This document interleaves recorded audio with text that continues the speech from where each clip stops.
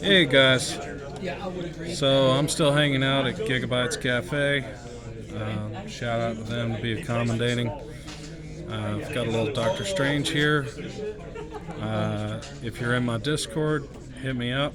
I'm actually talking to people in the Discord pre-stream chat right now. You're always welcome to join.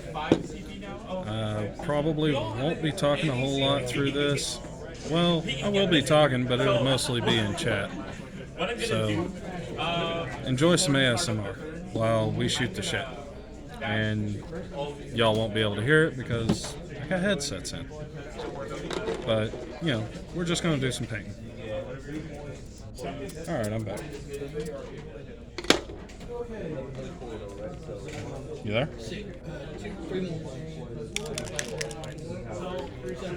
No, I just did a quick intro. It's so noisy in here that, trying to video at this point would be really hard. So I am going to talk a little bit, but they're not going to be able to hear a good majority of what I say.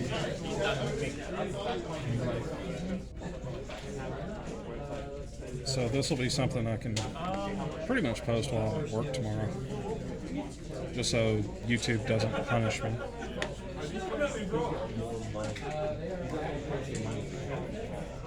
But I'm not streaming, if that's what you're asking.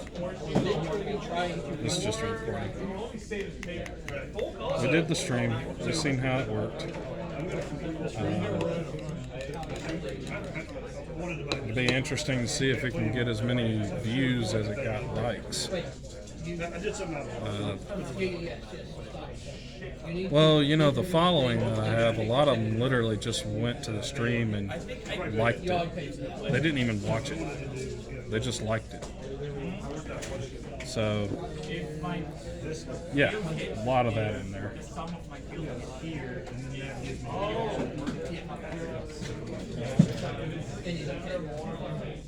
No, if it's 3 or 1 of the wheel, it becomes another.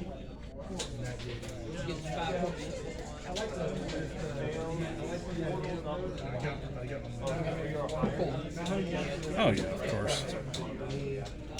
And then Cirrus, he's streaming still. He's going to be streaming till the end of time.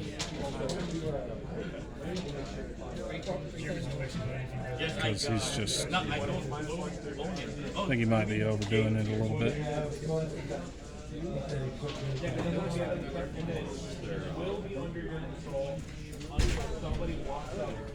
I wasn't thinking that I was still getting paid. Holy crap, 100. Literally out of 100, So how was? 250. How does that count as an error? So it's at the end of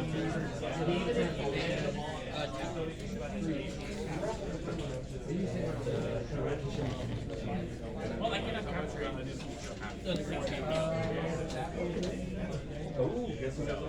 So my first activation.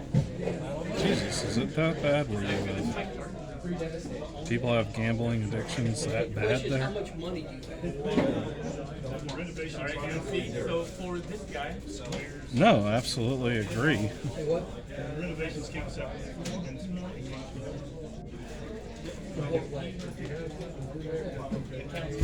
Square root. So is that two squares? No, it's a square root period. Yeah, it counts as 2 different times. Huh. I don't watch a lot of TV. Think about shoving these down here and just get rid of them.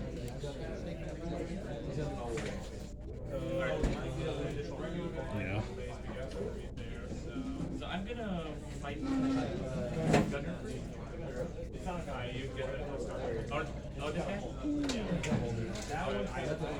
Okay. Yeah, so I'll fight the war. Well, the thing is, Amy hung out. Well, literally, a friend of mine hung out in the last stream for a little bit, and she sat down and practiced some of her dry brushing. Apparently she's still having a hard time with it, but she's gotten to where she's good enough now to where she feels comfortable doing commissions.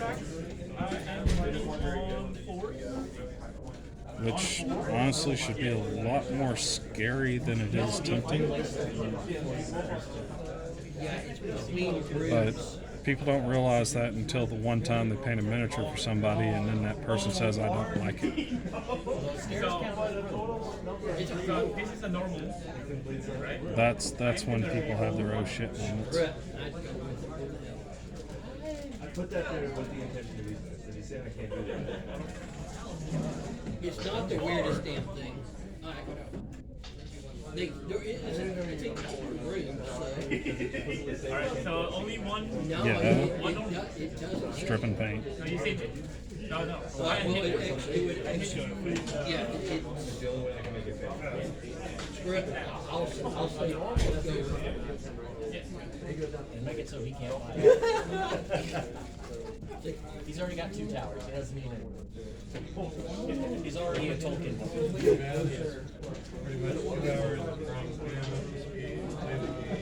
Okay. Well, I'm recording, so we can go over that. What do I do with damaged miniatures? Well, damaged miniatures are kind of a give and take. If it's damaged in a way that I can't repair it, I will generally add it to something like a dry brush palette. Nothing actually gets thrown away. I'll keep the miniature and use it for the purposes of kit bashing. Like I'll take parts from it to make something else look better. Let's go with that. But it's almost like hoarding, honestly. You just never throw anything away. You just find another purpose for it. There you go. One of the last videos I did with Closet, she was wanting a large mushroom for base terrain for a squig she was working on. And I literally walked around the building and I got 2 water bottles and glued them together and used some green stuff and milliput and turned those 2 bottles into a mushroom. Turned out really cute. But when a miniature gets damaged, I either fix it or I repurpose it. Whether it be for my wet palette or base terrain Yeah. I'll or literally just parts. I mean, a lot of times just having a box of parts is really useful in hobbies like this. You take the arms off of a miniature and put them on something else because you like the way they look more. It's not hard to do. What other questions have we got? We'll run through them. All right. I can tell you it ain't happening. This is the only. This is the normal. This is the only one. Normal. If you're hell bent in the turtle toughness and you're on that one, that is literally Oh yeah. only option. 8 attacks and he landed 2. Crit and a normal. Alright? I'm gonna hit you with a 6 first. Hopefully you die.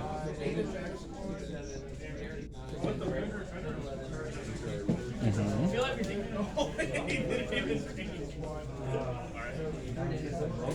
Alright? And then What's the actual question? you can parry him, but So that I can say it out loud. Take the hour and not. You could parry no attack. You don't technically have Oh, what's the room? that is an option. I'm sure I probably know it. But I'm trying to be I was thinking of one crit, one normal. Okay, so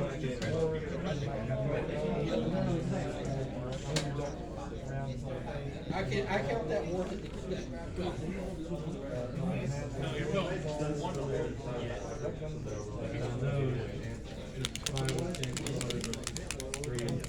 Okay, so the question is how to do touch-up paint on a miniature that you painted in the past, and how to match those colors. Okay, so a lot of times if you use like a varnish, you'll never have those kind of problems. But in the situation where you do have those problems, Yeah, you literally just take your dry brush palette and you take the color that you think looks closest to what it is you're trying to mimic, and you find something on your dry brush palette and you literally test it. The advantages of having a dry brush palette, which is something you can totally get for free, and it's silly not to have one. The advantages really way outweigh the disadvantages, because one, it lets you know how effective you're going to be with your dry brush. Two, it gives you something you can actually test your colors on to see if you're going to like the way how it looks. And if you are trying to match something that you did a long time ago and you can't remember exactly what it is, it also gives you something to test your product on that's very similar. So your dry brush palette should have like every kind of shape that's very common for you to use on your palette. That way, if you ever have to test something, you just test it out. And you keep testing it out until you find something that works for what you're doing. Does that make sense?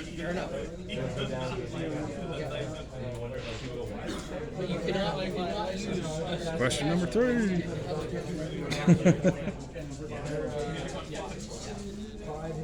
Which I think actually you should be able to, because come on.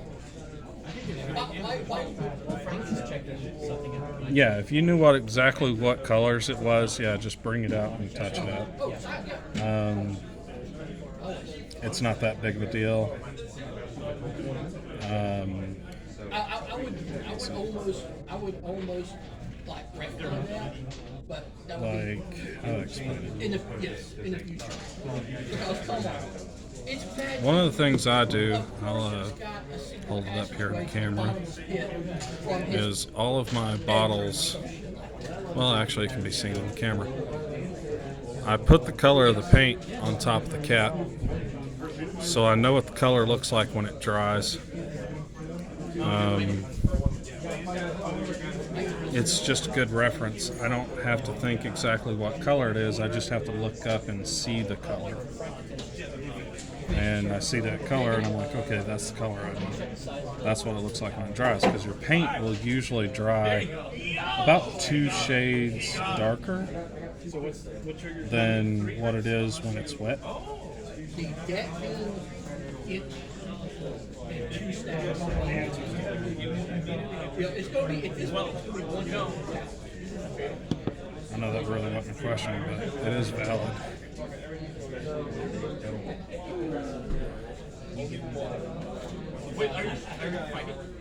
That visual reference does really help a lot. Just having a little dot of paint on top of your paint pots or something like that, and just being able to look over and say, okay, that's going to be that color when it dries. Do I still like it? Also knowing that you can thin your paints to the point where you've literally completely changed color of the paint. Okay, I really like that shade of blue. If I add water to it, I'm still going to like that shade of blue.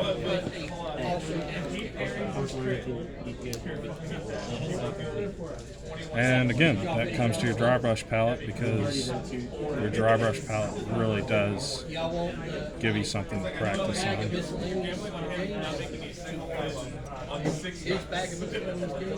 It's such a useful tool.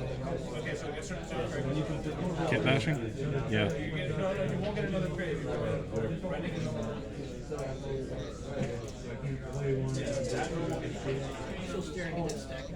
Like you can, if you really want to try and get more, but like, this is one of you is not. In this case, I don't recommend spamming your CPU because that will happen. You guys will allow it. Yeah, and then you will parry, and then you will have another attack, which is why you really do it. We're gonna hit this one. So have to roll back. Make it change. Okay. Okay, so that pretty much raises two questions. So kit bashing is where you take miniatures that are not intended to be put together, or bits that are intended to not be put together. And the example that was just given to me through Discord is my YouTube icon. That is the She-Hulk that I did for Marvel Crisis Protocol. It's a beautiful miniature. It has about 8 different pieces and miniatures from different parts of the Crisis Protocol kit in that one massive miniature. I mean, it's giant. And I've always gotten compliments on how well balanced the miniature is, because when you look at it, it stands up and then there's a car coming off and there's 2 miniatures climbing off the top, and then there's an Ultron at the bottom. The big thing about that miniature is the base is not weighted. I intentionally put all the parts on the miniature in a way to where they counterbalanced each other and held themselves in place. And a lot of people have been impressed by that. And it's literally just trial and error, just making sure that you have your weight positioned in the right locations. You know, if you want to put more stuff on this side, put a little weight to this side and then add a little something extra to this side to counterbalance that. I've used washers in the bottom of bases. I've used lead fishing weights. I've used sand. I've used all sorts of stuff for things like that. The biggest compliment I get about that model is usually the kit bashing of it. They're so impressed that I went as far as I did, because that She-Hulk actually has all of her fingers and her thumbs. And anybody that's ever messed with that model, the majority of people that have She-Hulk holding anything other than an I-beam, they cut the wrist off of the hands and they just glue the wrist to the bottom of an object, and that's how they have her holding things. Also, everything in that model has metal pins in it, so it's all held together with a multitude of little metal pins and things like that that are hidden inside the model that you'll never see from the outside. I think the only one you can see is where she's stepping on Ultron and his leg is flying in the air. I took a sewing needle and a bunch of little wires, and I painted the sewing needle back black, and the sewing needle's what's holding his leg in the air, and it looks like it's hovering. It really is a beautiful model. But a lot of that's just practice. You know, mess around with some different stuff. Try different things. Always try different things. And don't be afraid to do something you ain't never seen done before. I mean, that's how we find out what works. You don't know if it's going to work until you do it. And that's always a big thing. It's like, is this going to work? Is this going to work? Well, how the hell is anybody going to know if it works if nobody ever tries it? He can't make the hard decision.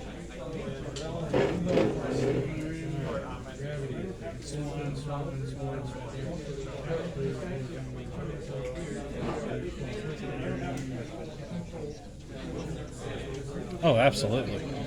I mean, happy accidents are a real thing. What people currently call slap chop is something I figured out 20 years ago because I accidentally overthinned my paints. And everybody's talking about it's some new thing. Even Duncan Rhodes has spent like the past 10 years telling people thin your paints. The disgusting shit about that is the fact that while he's telling you to thin your paint, he's not telling you how thin to get it. He's telling you stupid stuff like the consistency of milk. Well, the consistency of milk is liquid. And I gotta tell you, I can't tell much of a difference between water and milk as far as the way it pours out. So, play with your paints. It is a thing.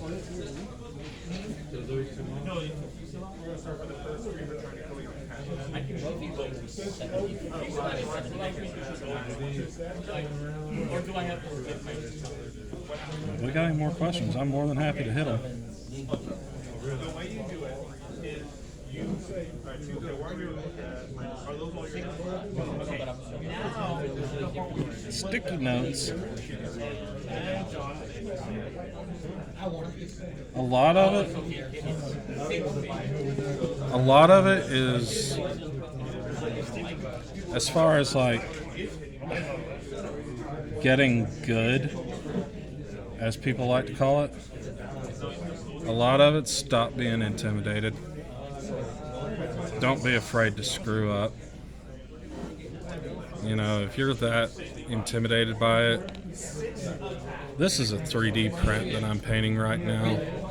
Don't practice on expensive plastic. Go to the Dollar Tree. Hit up a buddy that's got a 3D printer. Let him give you some 3D prints or even some misprints. And use those misprints to practice on, or practice on cheap toys from the dollar store.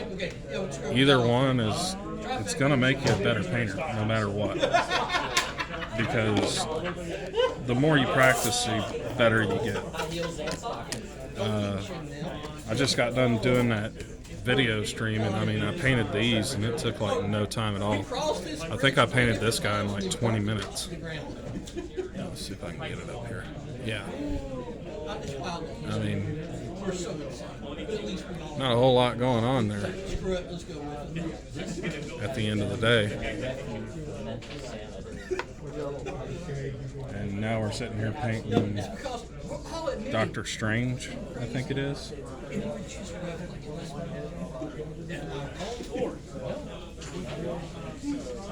it's Doctor Strange.